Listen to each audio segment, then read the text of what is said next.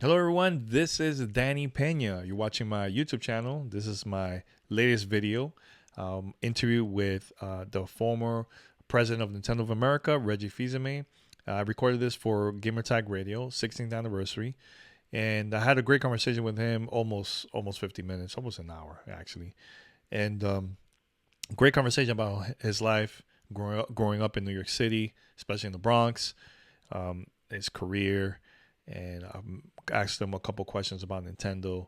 And overall, great interview, great conversation, and I can't wait to hear your thoughts about it. So, whenever you get the chance, post your thoughts under the comments below, and make sure to share with your friends. And yeah, enjoy it. Can't wait to hear your feedback about it. Right? All right. So let's go with the interview. Take care. Enjoy. Well, first of all, it's an honor to have Reggie Fils-Aimé here on the show. Reggie, you probably don't know about this, but I've been for so long to get you on the show when you used to work at Nintendo, and it was tough. You're a tough guy to get on the show, man.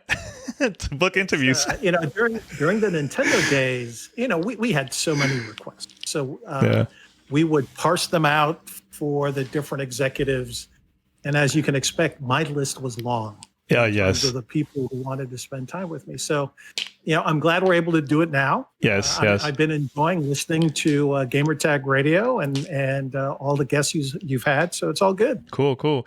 Now, but let's take it back, because I know you grew up in New York City. I'm from New York also. I grew up in Manhattan, Uptown. My dad also lived in the Bronx, and I know you're from the Bronx too. How was it for you growing up in New York City, man, back in the early days? So, born in the Bronx, and I was there until I was 8 years old. And, when you're a kid, you don't know what life is like other than your own little world, your own little bubble. And so for me and my brother, life was all good. We lived in a 5-floor walk-up in the Bronx by Crotona Park. And we had family living close by to us in the Bronx, as well as other family in Queens.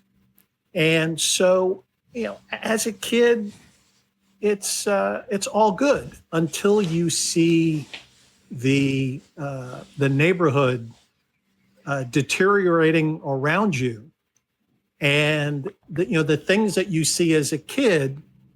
One time my brother and I were mugged over 50 cents. Wow. We would go get the Sunday paper for my dad. We would go, probably the paper was 35 cents, so there'd be money left over. We'd get some candy. It was the thing that my brother and I did. And one day we were mugged for our 50 cents. So imagine this, right? So now we go back up the 5-floor walk up, and I tell this to my mother, and she's incensed. She's incensed that her boys were mugged. So we walk back to this little corner bodega, and my brother and I point out these two, they're probably in their teens, who had mugged us for our 50 cents. And then my mother proceeds to ask them for the money back. And they take off. Mm-hmm. And we proceed to follow them for about 5 blocks. They stop in front of a group of men, probably in their 20s and early 30s. And this whole drama plays out where we're asking for our 50 cents back. Long story short, we got our 50 cents back and went back to the house. But that was one clue that the neighborhood was beginning to deteriorate. And then the other clue, and I tell this story in a commencement address I delivered a few years back.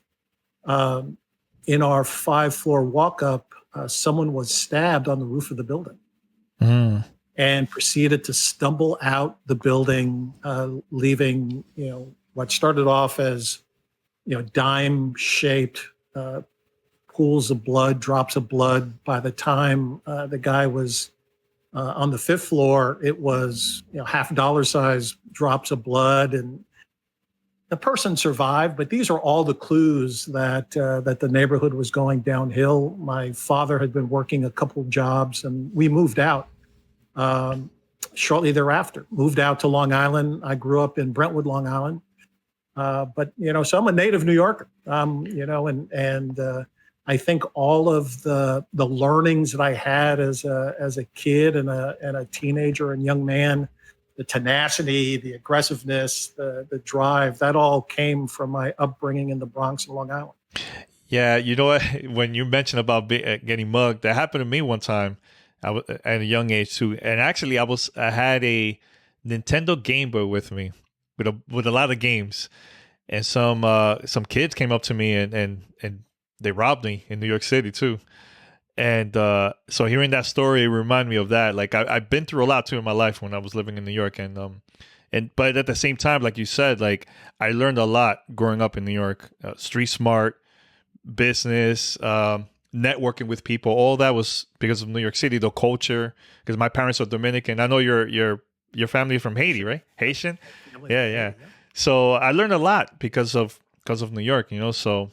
That's good that you brought that up. But also, let me ask you this. Did you also discover gaming while in New York City, or this was after you moved out of the city?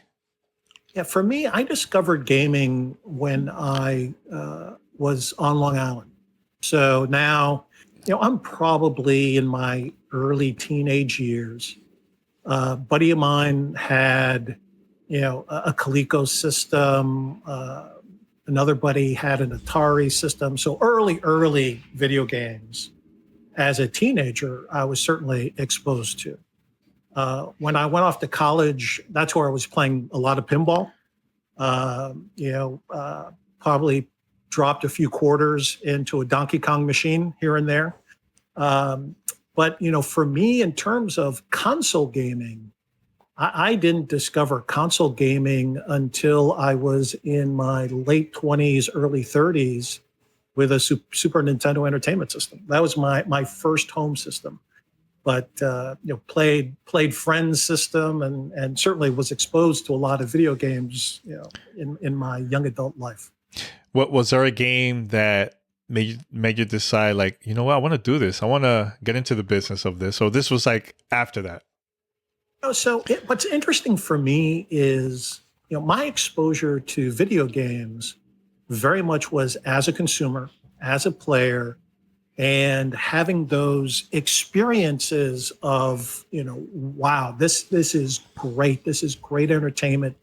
This is something that I enjoy playing. And for me, Super Mario World on the SNES, was an early passion, but my true passion from a game standpoint was Legend of Zelda: Link to the Past. That was a game that I played for hours and hours. I played with my son, and so I grew up from that side, from playing and I had a Sega Genesis in my house. I had a PS2 in my house. I had all of the Nintendo systems.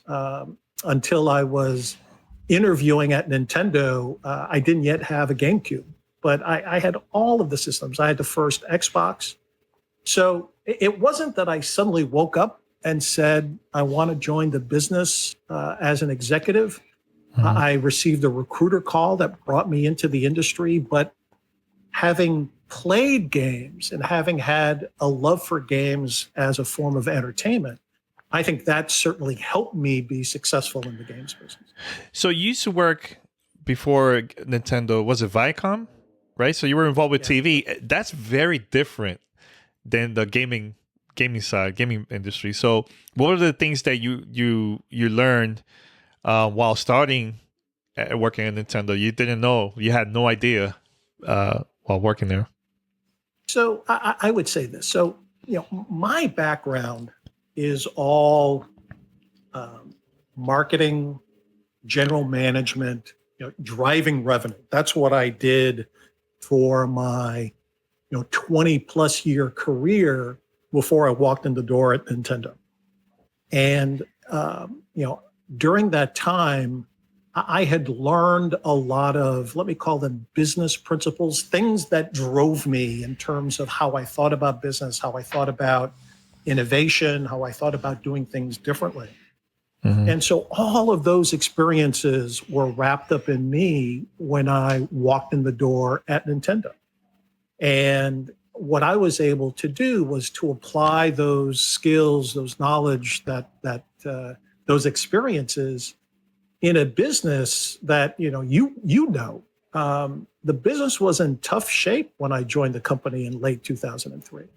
GameCube was not succeeding in the marketplace. PS2 was the dominant system. Microsoft had just entered with Xbox, and they were doing well in the US. They were just beginning to pick up steam in Europe. They were not doing well in Asia, which created a different challenge, trying to explain to the executives in Japan why Xbox was succeeding outside of the Asia marketplace. But the business was in a tough shape. And so, what it did is it created an opportunity for a person who had seen a variety of different businesses. You touch on Viacom, but I'd spent years in the restaurant industry. I'd spent years at Procter & Gamble. So I was just able to take all of these experiences and apply them and to have some early successes and to drive the business. What was like the most challenging part working at Nintendo for you? Was it for the sales? Was it promotion? What was the most difficult part for you working with her? I would say, look, so I have to say right at the start, I was so fortunate in joining the company and having a number of key people that I had very strong relationships with. I saw eye to eye. The most important one was Satoru Iwata and the relationship that he and I were able to have. And so, there wasn't any one part of the business that was so difficult or so challenging. What was challenging was communicating the needs of the players, the needs of the business for the US and Canada and Latin America and even Europe, communicating those needs back to Mr. Iwata and the other executives in Japan. That was the heavy lift. That was the heavy work because, the market is so different in Japan. And up until that time, so many of those executives really hadn't spent a lot of time outside the U.S. So I was the one who was saying, what we needed to do as we thought about launching the DS. I was the one who was pushing for different things as we were preparing to launch the Wii. It was always providing an alternative point of view.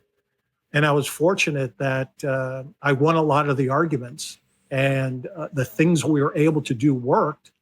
And the business then became much healthier and much more dominant.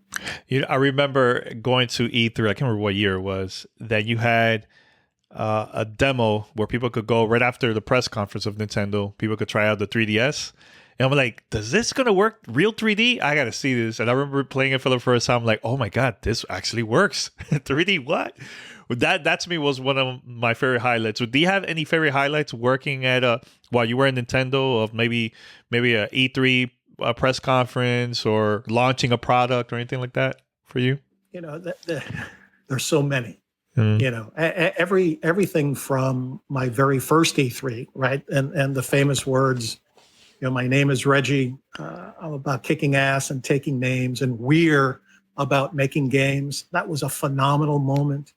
At that same E3, when we played a Zelda trailer for what became Twilight Princess, and having the media cry. I mean, literally, the jaded media and these folks had tears streaming down their face.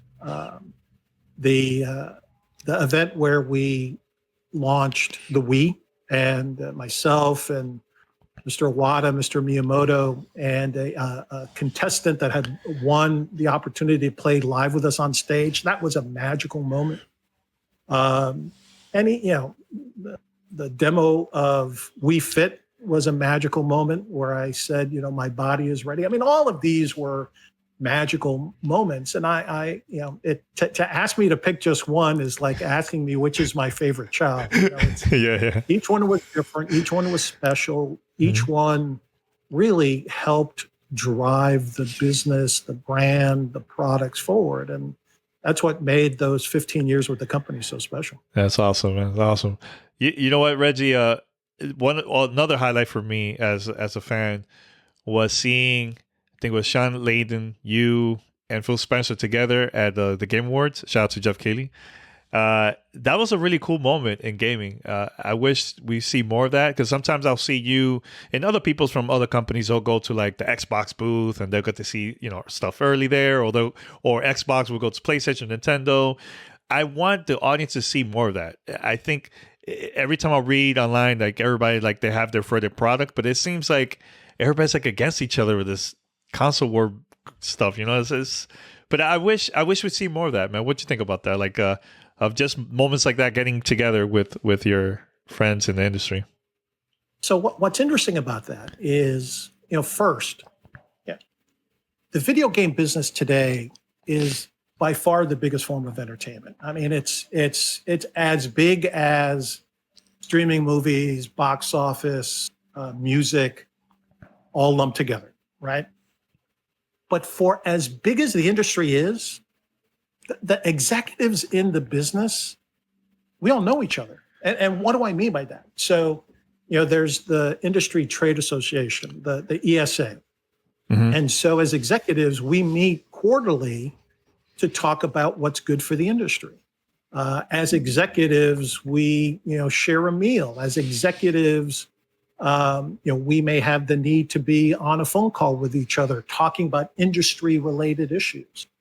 And so while the fans see the console wars, the battle, and look, make no mistake, every single executive wants to win. Every single executive wants to drive their business.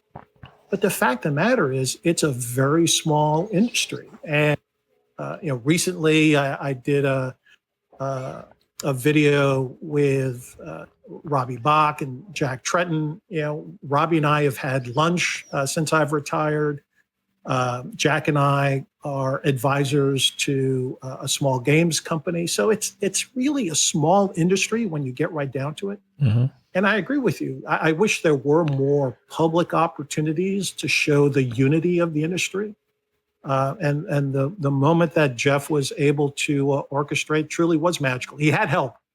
There's a lot of stories, Yes, I heard. Who helped really make that happen? Jeff will have to be the one to tell the true story. But there are a lot of folks who helped make that happen. That's cool. So a couple of years ago, I went to the Dominican Republic, and I used to live over there for a couple of years. I remember that was during the time, Super Nintendo days, Sega Genesis days. So, and it was cool seeing people playing these games, not knowing English, and they're playing like Final Fantasy, and they'll finish these games without knowing anything to read in English, which is amazing. So when I went a couple of years ago to the Dominican Republic, I wanted to meet the gaming community. I haven't been there for a while. And one of the common things that they will bring up is that they feel left out. They want to learn more about the industry, but there's no workshops. There's no stuff for them to learn about the business, right? And I promised them that I was going to go over there and slowly will bring people from the industry to maybe do like a workshop or a video conference or something like that, right? So I got together with Unity and we did a workshop for developers over there. And it was amazing. I got to see their games. I'm like, oh my God, I wish we get to see more of this like here in Dominican Republic. But I bet Haiti, there's probably game devs over there too that are very talented. They don't have the opportunity to show their games and stuff. So when I read about your charity, it reminded me of that. So I want you to talk about the charity that you have with Harold over there in New York City, and what made you decide to start doing that now also. Sure. So Harold Goldberg, well-known writer and journalist in the games industry, and Harold and I have known each other for years. He has interviewed me. He and I shared meals back in the day. And so Harold knew that I was from the Bronx, and Harold shared with me over a number of years the work that the New York Video Game Critics Circle was doing to mentor young adults in what started in the Bronx, but is now in the Lower East Side, and parts of this program are now expanding into other markets in the United States. But the core idea is to use video games as the medium to mentor young adults from underserved communities. And so it's using video games to help teach these kids critical thinking skills, teaching them writing skills because they have to write a critique or an essay of a particular video game. They have to engage with the other kids in the program. And these types of interactions are really, they're groundbreaking for so many of these mentees. And, Harold had been doing this for years and years and years. And as I announced my retirement from Nintendo, Harold reached out to me and said, Reggie, you had just been in the Bronx with some of these students. I saw the impact that you had. I want you to join our board, and I want you to help in getting the word out and doing more with the New York Video Games Critics Circle. So that's how it started in terms of the personal relationship with Harold, the opportunity for me to physically see the work that the charity is doing, and then to join the board and to work along with Harold to get the word out in terms of how important it is to mentor our young people, how they gravitate to video games as a medium, and what we can do. And we just did the 10th annual New York Game Awards, which fundraises for the charity. Huge success. We had fantastic support from Twitch, from YouTube. We honored 3 legends, actually 4 legends, because we honored Brenda and John Romero together, which hadn't been done before. It's wonderful. It's a wonderful program that enables me to give back to my home city, if you will, in terms of the Bronx, and allows us to touch young people in new and unique ways, and to help them progress in their life, whether it's progressing as one mentee is progressing in the world of video games and creative writing. But others, it's an opportunity for them to get some experience, to get internships, and it's been a foundational program. Definitely. Do you see yourself also doing this like international too, or just going to focus us on Hopetown, New York, the Bronx, Boogie Down, Bronx? What we're trying to do is we're trying to figure out how to scale the program, because the mentoring activity we do is small groups. And it's a lot of personal involvement by the people who are participating in the program.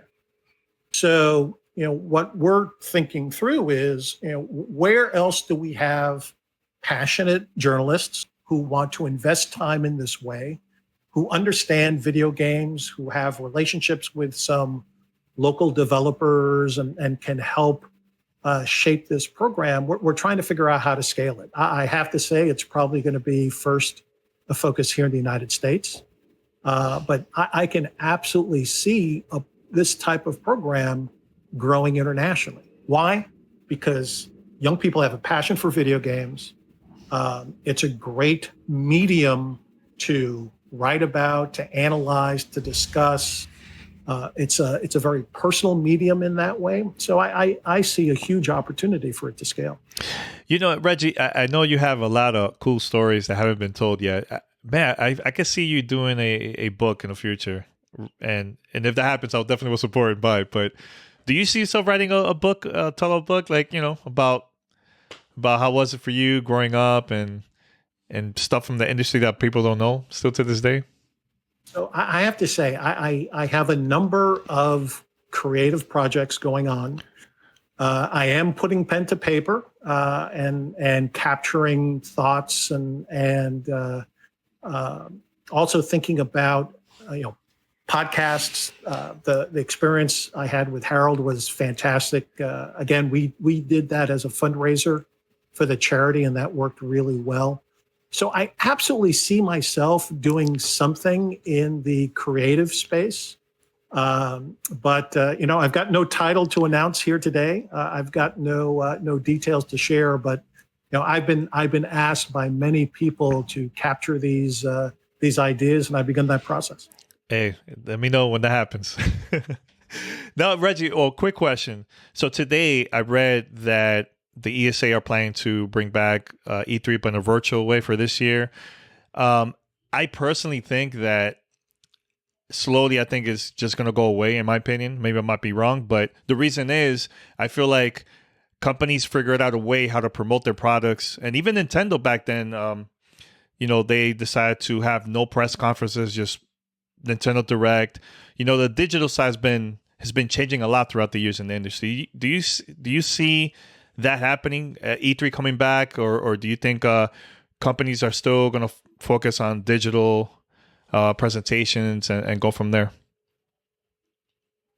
So first, I think that E3 as an event and a moment in time where new content is shared and celebrated, I think that is truly magical for the global games business. I saw the same announcement, and look, I'm outside of those meetings. I'm outside of the discussions, but I have to say what I read to me doesn't sound all that compelling.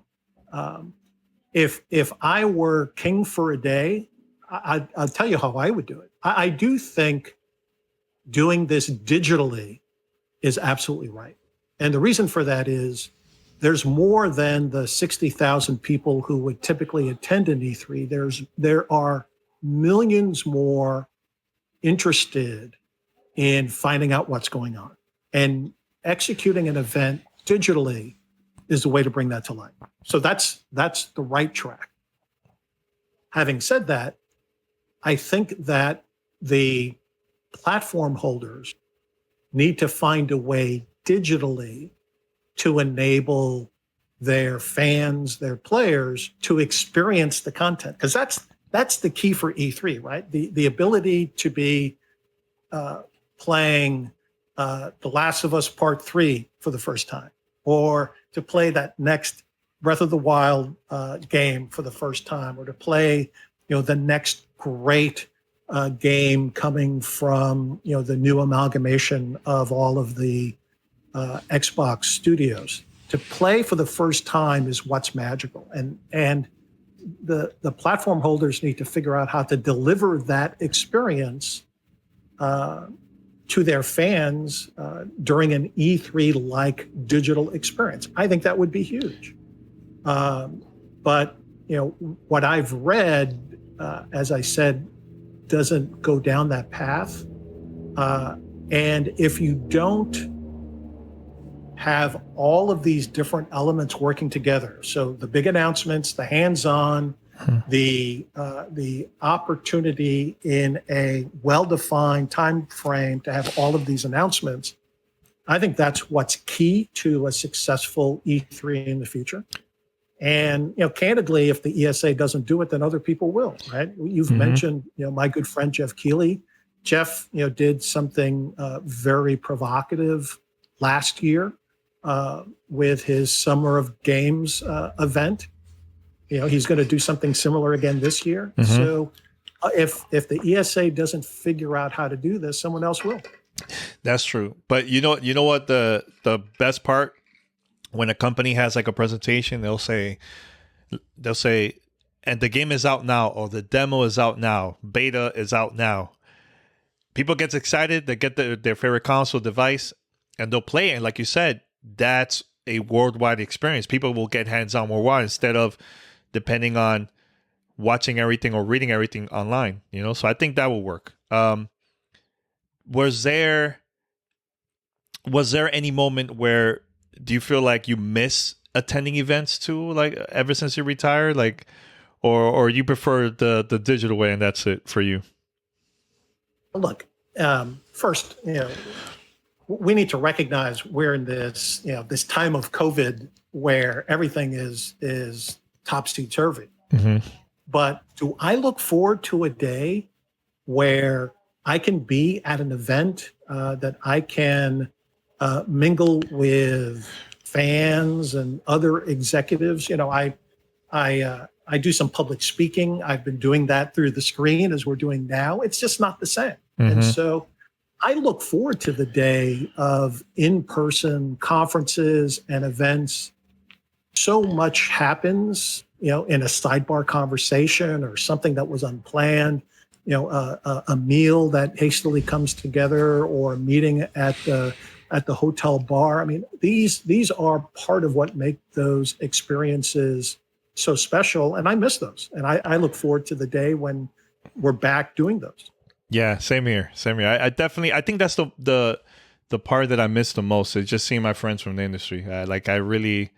I really miss hanging out. I'll go to the Michael Pachter party and just hang out with him and everybody else, just talk, Like I miss those days, But like when I was planning them over here, I thought, hey, I can't wait to check out the Game Awards. Like that didn't happen, So hopefully we'll see some changes in the future, man.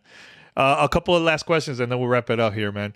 What are your thoughts now of like everything going like cloud gaming? Do you see that being big in the future? Or you think it's a little bit too early? Because I'm a huge fan of cloud gaming, but I want to hear your thoughts about it. So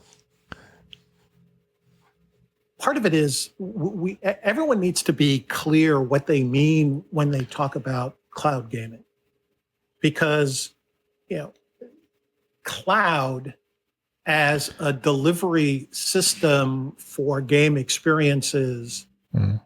Yeah, I think that is going to be, it's an idea. It's something that is certainly coming to the industry. I don't think it is around the corner. I think it is a number of years away, notwithstanding the recent announcements by Google in their efforts. But, cloud is just going to be the next delivery system. I was fortunate to have a conversation with one of the early developers for the Nintendo Entertainment System. He was in the United States doing some interviews, and I had an opportunity just to have a small conversation with him. And I asked him, so what was your guiding development principle when you were creating the Nintendo Entertainment System? And he said, Reggie-san, all we wanted to do was to have a system that would let the player play Donkey Kong at home. That's all I wanted. And so for this creator, the console, how it hooked up to the TV, that was all the delivery mechanism for their view of the killer app being Donkey Kong. Killer app ended up being Mario Brothers and Super Mario Brothers and Zelda and all of the other great entertainment. But I share this story because to me, it really, it speaks to the cloud. The cloud is going to be a delivery mechanism. And what I think the cloud, meaning an unlimited amount of computations, the ability to stream content more effectively,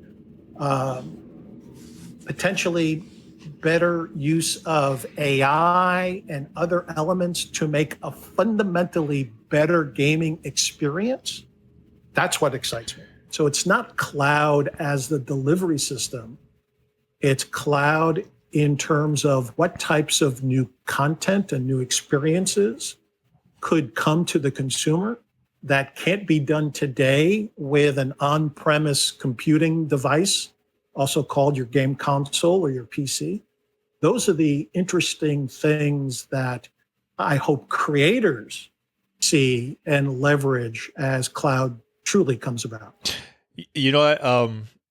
This is an interesting question. So, were you surprised that the Switch became a huge success? Because I like the Wii U. I felt like it was a cool system. The only issues that I had was it was just confusing for like the consumer market. They thought you could get an older game. You get a game from the Wii U and it will work on the Wii. Like, it was very complicated back then, right?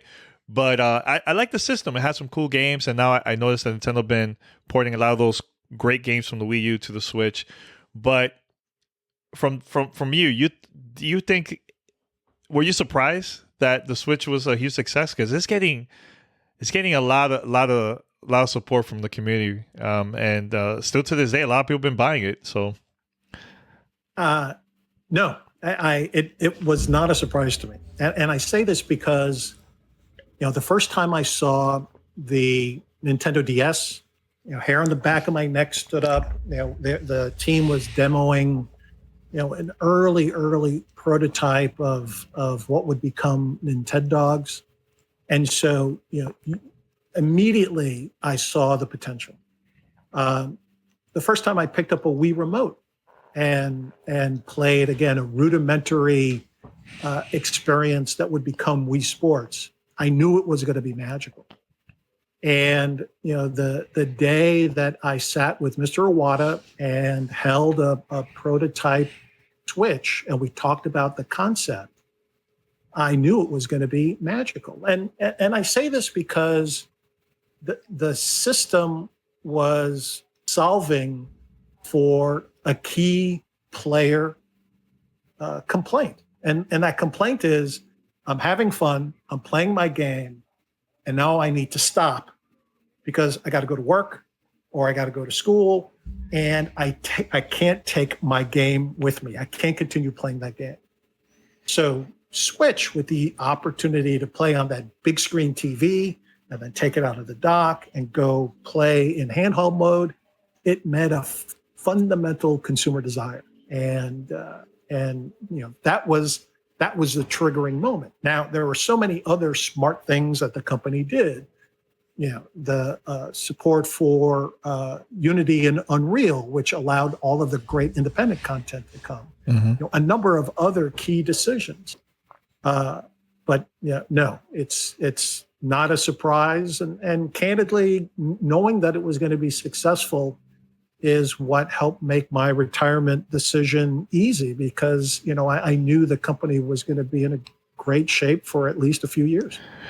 How important to you is representation of people of color in the gaming industry?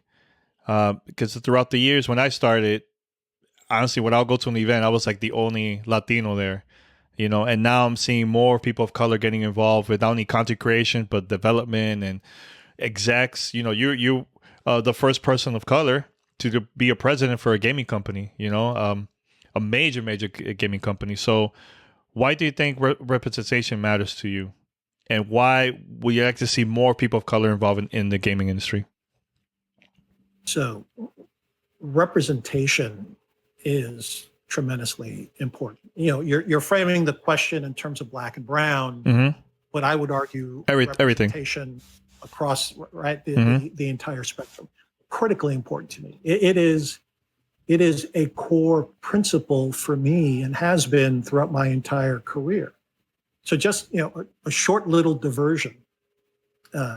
When I was a hiring manager at Procter & Gamble, and I was hiring a person who was going to be working for me, entry-level brand management job.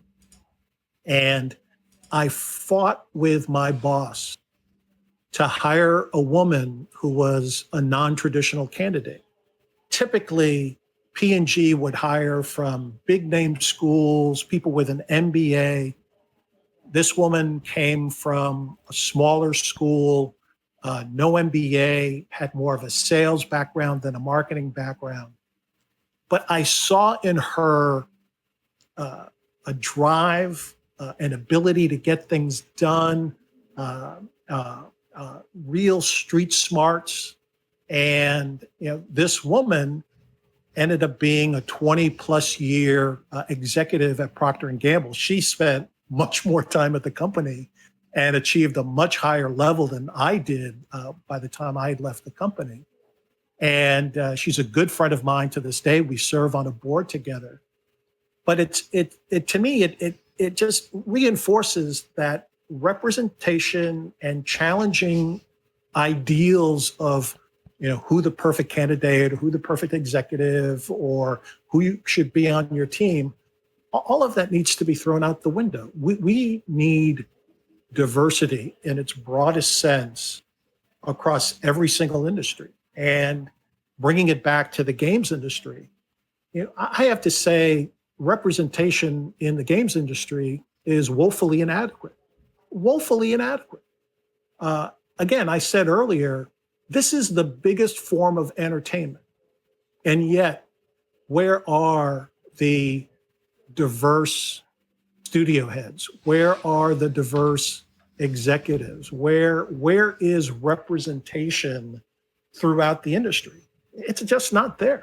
And certainly I am thinking through how to help push that message and that agenda forward. But given the size of the industry, the amount of diversity in its broadest sense is woefully inadequate. And it's something that has to be addressed, and it has to be addressed as a leadership issue. It is certainly something, at my time at Nintendo, we made it a priority, and we started for Nintendo of America a number of diversity initiatives that continue to this day. But much more needs to be done across the entire industry. And I'm glad that you're making that change, and especially going to the city of New York and talking to the students over there. I think that's a major change. I think that's going to help out a lot, and I hope to see more of that, not only from you but from other people too that are part of the industry. One last thing. Let's say 50 years, 100 years from now, man, people that go and do some research about gaming and they found you. What is it that you want people to remember you as?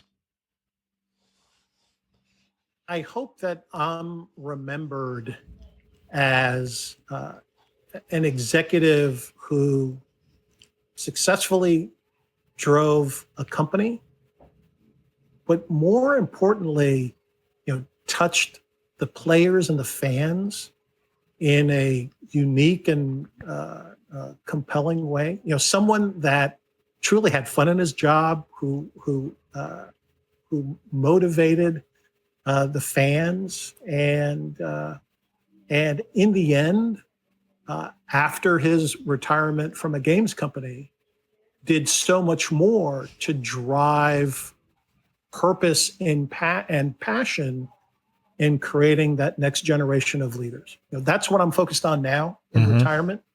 The board service work that I do, the consulting that I do, the public speaking that I do, the work with the New York Video Game Critics Circle, all of it is focused on creating that next generation of leaders.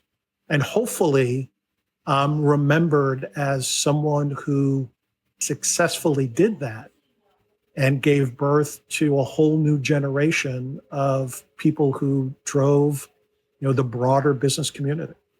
Yeah, that's a great answer. I think that's a great way to end it right there. Now, but Reggie, man, I just want to say thank you, man, and hopefully you could come back in the future. whatever project you have on in the future, I'd love to have you on, and you could talk about it, promote it, and maybe we'll talk about other things too. So that'd be great. Yeah, I would love to do that. Thanks so much.